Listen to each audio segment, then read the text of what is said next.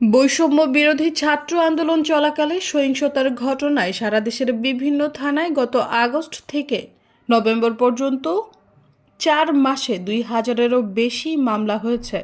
এসব মামলায় লক্ষাধিক ব্যক্তিকে আসামি করা হয়েছে।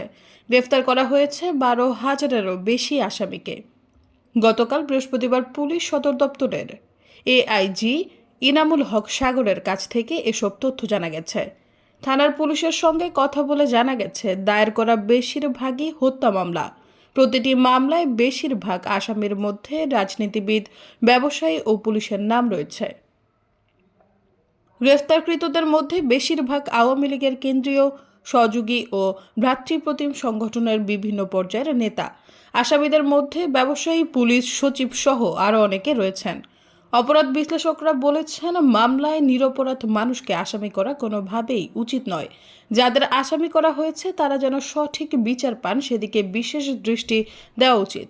খোঁজ নিয়ে জানা গেছে, গত 5 আগস্ট শেখ হাসিনা সরকারের পতনের পর দ্বাদশ জাতীয় সংসদের বেশিরভাগ সদস্য ঘা ঢাকা দিয়েছেন। গত বছরের এসব মামলায় এ পর্যন্ত 39 জন সংসদ সদস্যকে গ্রেফতারের তথ্য পাওয়া গেছে। সৈয়দা ফারিয়া, সমযোগ।